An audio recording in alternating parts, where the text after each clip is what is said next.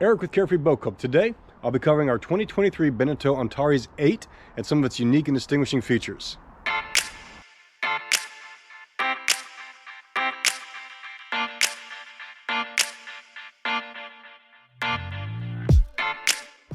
First things first, we'll start here at the bow of the boat.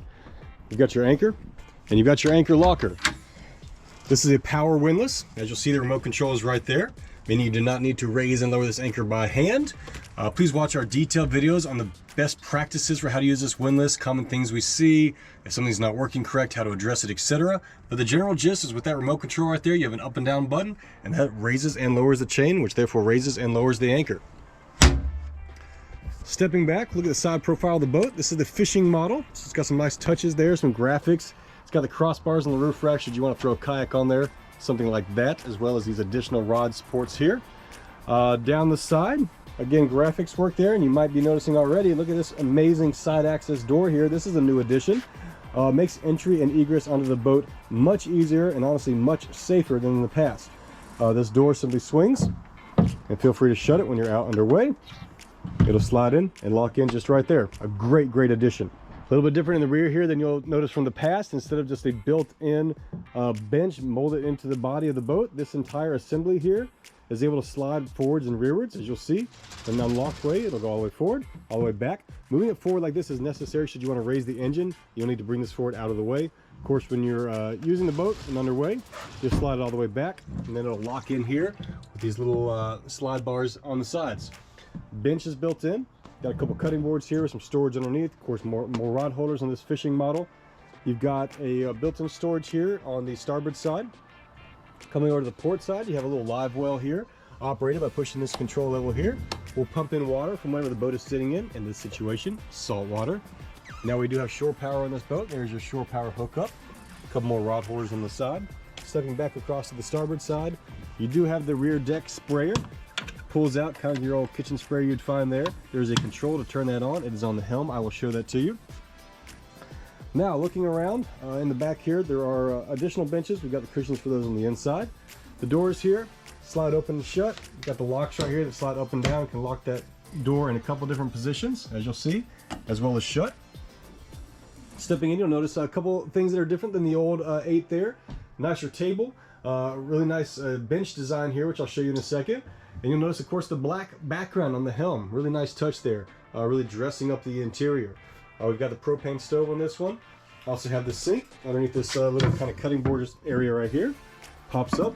It is spring here, so it's winterized at this time. If you ever turn on the sinks and you see a pink liquid come out, you'll know it's winterized, and don't drink that.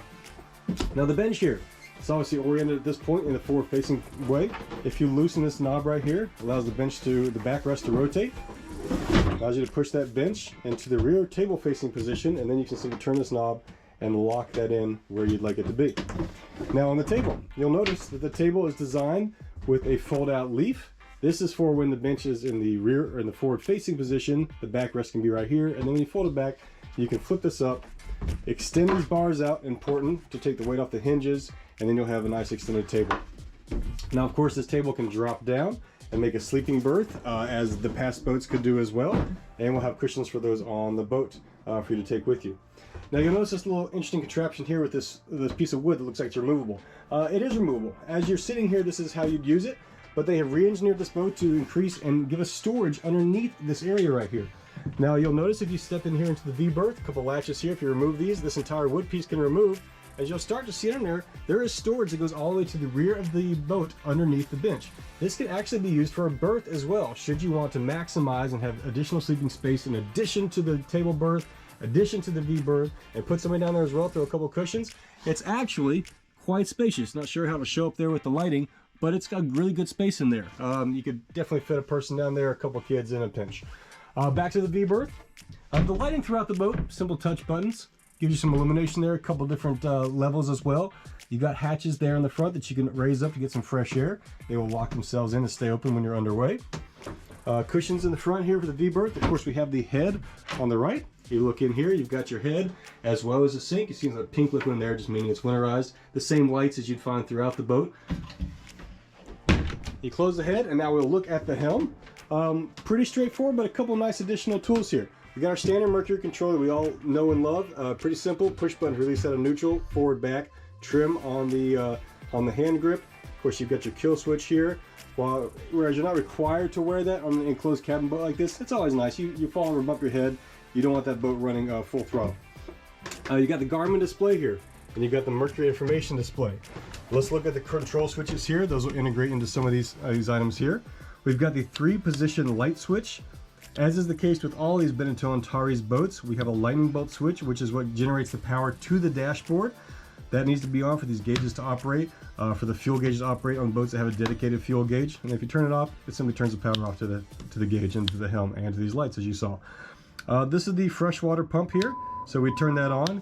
That would generate the, by the way, if this ever beeps at you up here, this is the VHF. Just push the button, it'll turn off. Standard VHF, of course, always on channel 16 out here. Manual bilge pump. This is that freshwater pump, gives you power to the sinks throughout the boat. We've got the washer for the windshield wipers, then we have windshield wiper left and right, and we also have an anchor control, windlass control here inside the actual boat itself. As you can see, operate from inside or from outside. One fantastic addition that's newer here is this wake and roll automatic trim tab system. So in the past, you could adjust your trim tabs left and right, get the boat nice and level. With this one, you can dial in what you'd like, roll or pitch with the vertical knob here. And as your folks move around the boat, come to the left, come to the right, they're looking at things over here, it will adjust those trim tabs automatically and keep the boat nice and level for you. It's a fantastic addition. Now this boat does have shore power, as you mentioned, so you'll see you've got 110 outlets throughout, a couple there, a couple more over in the kitchen area. Now this boat has a diesel Webasto heater, as our old one did as well. Here's the control for it, and you'll see there as well, that is the fuel gauge, and that is a fuel gauge for the diesel. It does use a diesel heater tank on this one.